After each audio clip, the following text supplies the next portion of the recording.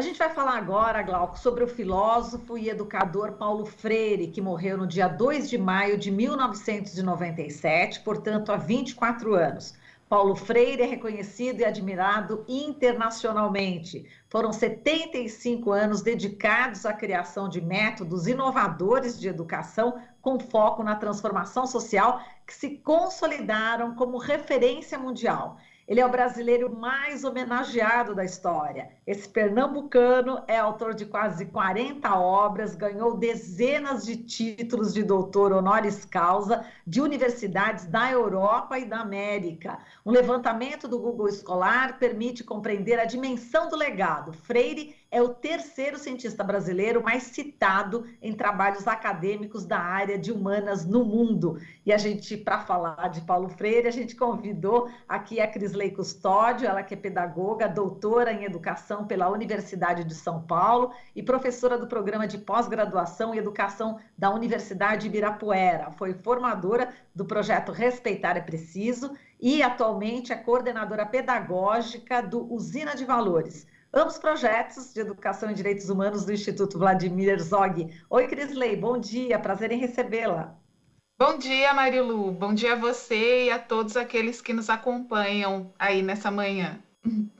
Crisley, bom, a gente vai falar agora de Paulo Freire. Esse método Paulo Freire é conhecido aí pelo princípio da humanização do ensino, né? Reconhece a história e a cultura também do aluno e da aluna. Então, o professor constrói o processo, né, de aprendizagem junto com o estudante. É um ensino horizontal, onde todos aprendem e todos ensinam ao mesmo tempo, não é isso, Crisley? Sim, então acho que a grande revolução que Paulo Freire representa, não só para a pedagogia, como para as ciências humanas, é que o pensamento do Paulo Freire se constrói a partir da praxis, que é o que ele mesmo disserta sobre, né? Então, assim, a obra de Paulo Freire se centra a partir da experiência, e da experiência essa que foi ali do início dos anos 60, em Pernambuco, na alfabetização de adultos, né, no contexto do campo. Então, assim, para além de uma questão metodológica, eu acho que a obra do Paulo Freire, ela representa exatamente essa união, né? Eu acho que ele consegue, como poucos, não só falar sobre o que da necessidade de não separar teoria e prática, mas o quanto que isso é incorporado na própria obra e o quanto que isso segue inspirando, né, educadores e educadoras no mundo inteiro, porque há ali uma concepção de educação popular que é muito potente e atual, né, porque a gente pensa qual é o contexto de produção do Paulo Freire e o quanto que as obras dele ainda dialogam com o nosso contexto. Eu acho que essa é de uma grande... São poucos autores que conseguem que as suas obras sejam atualizadas, né? E eu acho que essa é a potência da obra do Paulo Freire e também das suas contribuições para o campo da educação, a partir dessa ideia de uma emancipação, de uma humanização do sujeito por meio do processo educacional, em que ele fala muitas vezes, né, que é preciso, acho que tem também a filósofa e ativista estadunidense, que é a Bell Hooks, que tem também, ela se vale muito da pedagogia do Paulo Freire para reforçar um ponto que é importante quando ele fala dessa questão da voz, né, do quanto de erguer a voz, de poder falar por meio da sua linguagem mesmo, de expressar, e isso por meio de um processo educacional aí, que rompe com uma perspectiva daquilo que ele chama de educação bancária. Eu acho que é por isso, embora a Marilu nem tenha falado ainda, que Paulo Freire talvez seja colocado nesse lugar de perigoso, né? Porque a gente fala de uma educação essa que é crítica em si, né? Como ponto inicial e que tem aí como objetivo essa humanização, essa emancipação do sujeito e, obviamente, num contexto aí de uma relação de opressão, isso acaba sendo perigoso, né? perigoso para alguns. Exatamente. Bom, já que você já tocou nesse assunto, né, nessa questão aí de que realmente incomoda, né, o método Paulo Freire e o quanto ele incomodou, inclusive, durante a ditadura militar, ele foi considerado aí uma ameaça, né, à ordem. Por isso, ele foi obrigado a deixar o país e ficou exilado durante 16 anos, né, Crisley? Exatamente. E é curioso, né, como que a história se repete. Quando a gente olha para hoje, para todo esse discurso extremista, para esse recrudescimento do autoritarismo, e o quanto que Paulo Freire ocupa de novo esse lugar da teoria do pensamento que é perigoso, porque é um pensamento que se coloca em certa medida, contra a barbárie. E isso acho que é muito importante. O que Paulo Freire, a gente fica pensando também o que são essas questões da história, né? Ele é exilado daqui do Brasil, mas todas as suas andanças, então, quanto que ele sai daqui e passa por outros lugares, eu acho que há pouco tempo eu voltei a ler a obra do Paulo Freire, porque é mais né, muito importante hoje, e o quanto que ele foi perspicaz, inclusive, de acompanhar todo o movimento, não só do que era a ascensão dos golpes militares aqui na América do Sul, mas também o processo aí de descolonização na África, né? Então, quanto que ele é acionado aí sobretudo nos países de língua portuguesa, e o quanto que ele incorpora isso para a sua obra. Então, assim, Paulo Freire é curioso de que a gente vê hoje em dia autores aí dos estudos pós-coloniais, o quanto que eles têm ganhado força, e é importante, autores como Frantz Fanon, enfim, mas isso já aparece na obra do Paulo Freire, assim, ali na década de 70, exatamente por essas andanças, por ter feito parte desses projetos políticos aí pós-colonização e nos países de língua portuguesa. Então, assim, Paulo Freire tem uma centralidade no debate político e educacional, e isso que é muito importante, que precisa ser exaltado, afirmado, também como forma de resistência política. Exato, e inclusive atualmente, né, essas ideias, né, de Paulo Freire incomodam, né, profundamente.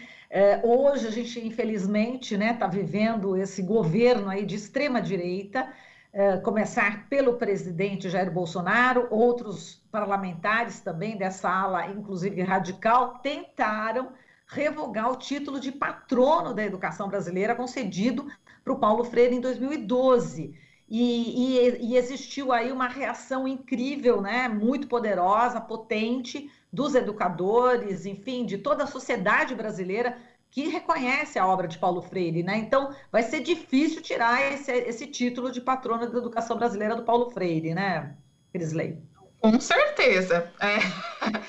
Isso a gente não vai deixar de forma alguma, porque é algo que já é parte de uma cultura educacional brasileira, não tanto enquanto prática, que eu acho que quando nos acusam, né, de falar assim, está sendo feita uma doutrinação freiriana nas escolas, eu só penso, quem dera. Esse ponto eu ia te perguntar mesmo, Crisley. Que pena, não é isso? Que pena que a gente não está usando esse método, não é isso? Hein? Então, como eu disse, não só enquanto método, né? Porque lá na pedagogia do oprimido, o Paulo Freire, ele parte, né? Ele vai atualizar, desculpa aí pelos palavrões filosóficos, mas ele vai atualizar a dialética hegeliana lá do senhor e escravo e vai colocar na dialética do opressor e oprimido, e o quanto isso é algo importante, inclusive, para quem educa, não só de alguma maneira contribuir para que o aluno possa se emancipar, se humanizar e romper com essa lógica de opressor oprimido, mas o quanto que é importante para a gente também que é educador, se entender dentro desse processo e entender o quanto que a educação popular, a cultura popular, a realidade dos alunos precisam compor esse processo educacional para que a gente se entenda como sujeito e que rompa com essa lógica de dominação. Então, assim, tem uma questão metodológica, mas tem uma questão que é de formação política em si, né? Que é importantíssimo para o campo da educação, e eu acho que, para além da questão da alfabetização dos adultos, enfim, o quanto método, o quanto que isso foi, de fato, inovador, o quanto que isso foi revolucionário, tem uma questão do próprio pensamento do Paulo Freire, o quanto que acho que há uma necessidade de voltarmos aí às nossas bases das lutas sociais, de associar o que é isso, a educação, a esses processos de lutas sociais, a esse diálogo, né, com as lutas populares, então de entender que as escolas não são meros aparelhos ideológicos do Estado, se a gente puder, né, trazer aí um conceito do Althusser. Então, acho que é isso que é revolucionário no Paulo Freire, e que, num momento de ataque constante à educação, me parece que é uma chamada também para nós, educadoras e educadores, de reafirmarmos aí as nossas bases políticas mesmo, né? A nossa assembleia política, e também enquanto mobilização para a luta essa, que não tem nada a ver com doutrinar aluno, né? Não é isso, mas como entender que a educação em si sempre será um ato político, porque parte de uma concepção de mundo, de uma concepção de sociedade, de uma concepção de sujeito que a gente quer formar. E eu acho que esse é o nosso compromisso, né, de formação de um sujeito que seja crítico, capaz de pensar a sua realidade, e de lutar no sentido de romper com essa lógica de opressão. Muito bem. E para quem não conhece a experiência, né, de Angicos, no Rio Grande do Norte, é importante falar um pouquinho também, né, Crisley? Sim, que é uma experiência aí inovadora do Paulo Freire, que teve um êxito muito grande, e aí sim, trazendo também para a questão metodológica de ter alfabetizado centenas de trabalhadores no campo com uma agilidade, né? Foi muito rápido, e era uma experiência essa educacional que partia, assim, do contexto dos trabalhadores no campo, então, que tinha essa ideia da palavra geradora, então, era também um espaço de debate, não era simplesmente essa lógica de que a gente traz uma cartilha, de que a gente começa lá e que tudo se reduz a uma questão técnica, esse processo de alfabetização. De fato, essa experiência do Paulo Freire, ela encarna aquilo que ele vai trazer para a sua obra, que a alfabetização é mais do que um processo, ensinar um processo de codificação e decodificação, né? Mas que é uma abertura para uma leitura do mundo. Então, essa experiência foi importantíssima ali com trabalhadores do campo, nesse processo de alfabetização. A gente não pode esquecer o que era o Brasil, né, e as altas taxas de analfabetismo naquele contexto, e o quanto que essa experiência deu projeção nacional para o Paulo Freire. Houve aí uma tentativa de uma expansão enquanto projeto educacional, mas que foi interrompida depois do golpe militar de 1964 e esvaziada, né? Porque o que o governo militar faz é criar o Mobral, que é uma outra coisa, e por isso que a gente diz, não é só uma questão técnica metodológica, a alfabetização para Paulo Freire, tem todo um contexto de educação popular, de formação política, e isso que aparecia como uma grande ameaça, né, acho que a palavra está um pouco desgastada, mas de empoderamento também desses trabalhadores do campo, deles entenderem o seu lugar no mundo, enquanto aprendem a ler e escrever, né? Então, essas coisas se davam juntas, né? E não como processos separados.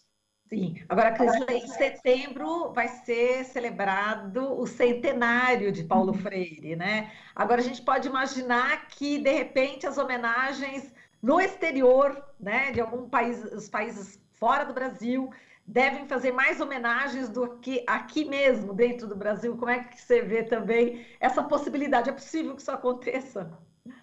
Olha, eu acho que já cabe o chamado a partir de agora que não, né? É, que eu espero que não, né? De fato, Paulo Freire é um pensador importantíssimo. Você iniciou aí na introdução dizendo que ele a Pedagogia do Oprimido é a terceira obra mais citada em ciências humanas no mundo. Foi feita aí uma pesquisa de um professor da Escola de Economia e Ciências Políticas de Londres, e ele fez esse levantamento. Então, a Pedagogia do Oprimido aparece antes do Capital, por exemplo, antes do Marx, antes do Vigiar e Punir, do Foucault, enfim. É um autor basilar. Acho que aqui na América Latina ele é profundamente lido nos institutos de pesquisa em educação, pelos educadores. Acredito que as homenagens serão muitas, mas que a gente aqui também, como forma de resistir e existir, também faremos as nossas homenagens a despeito das homenagens oficiais, né? Eu não espero que o governo brasileiro faça nada, mas nós, né, educadores, sociedade civil, não vamos deixar essa data passar sem afirmar essa importância histórica e política do Paulo Freire. Isso a gente não vai deixar mesmo, que é importante de ressaltar mais do que nunca, né? Essa figura que foi Paulo Freire, aqui na cidade de São Paulo, foi secretário municipal de educação, né, foi importantíssimo para a história aqui da educação do município de São Paulo. Então, algo aqui nos anos 90, na gestão Luiz Erundina. Então, a gente não vai deixar passar de forma alguma. A gente não vai depender das homenagens oficiais, né? A gente vai fazer as nossas homenagens aí, que já começam. Esse é o ano do centenário, a gente vê aí várias revistas acadêmicas, enfim, vários chamados para que a gente volte para as obras do Paulo Freire também, para pensar a atualidade, o momento em que a gente vive.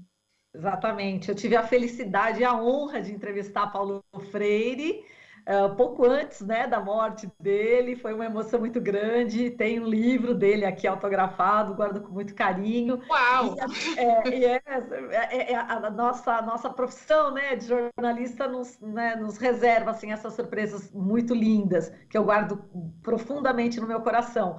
Agora, Crisley, já saiba que vai ter sim uma homenagem para o Paulo Freire, juntamente com o Dom Paulo Evaristo Arnes. É uma homenagem que, inclusive, o Paulo Pedrini, ele que é da Pastoral Operária aqui da Arquidiocese de São Paulo, já deu entrevista aqui para a gente e já falou que vai fazer aí uma homenagem muito linda para os dois Paulos, né? O Paulo Freire e o Dom Paulo Evaristo Arnes. Esperemos que outras homenagens sejam feitas, principalmente nos governos progressistas do Nordeste, né, Crisley? Lá, com certeza, Paulo Freire não será esquecido, não, né? Ai, não, por favor, sempre ele salvando o Brasil. Mas, não, eu acredito que haverá aí homenagens em vários setores da sociedade civil, né? Claro que eu puxo a brasa, né, para a minha sardinha, já que eu sou da educação, mas a gente não pode esquecer da importância do Paulo Freire junto à teologia da libertação. Então, né, todo esse trabalho de base e, com certeza, todo mundo aí vai estar lembrando, celebrando essa vida e o significado político que ela representa, com certeza. Tá certo, Crisley. Foi um prazer falar com você. Muito obrigada e até uma próxima, que a gente sabe que vai acontecer. Um beijo. Outro, eu que agradeço muito. E leiam Paulo Freire, por favor. Com certeza, tá aí, essa dica é importantíssima. Falamos aqui com a Crisley Custódio, ela que é pedagoga, doutora em educação pela Universidade de São Paulo, professora do programa de pós-graduação em educação da Universidade de Ibirapuera, foi formadora, aliás, do projeto Respeitar é Preciso e atualmente é coordenadora pedagógica do Usina de Valores, ambos projetos de educação em direitos humanos do Instituto Vladimir Herzog. Viva Paulo Freire! Você está ouvindo Jornal Brasil Atual. As notícias que os outros não dão.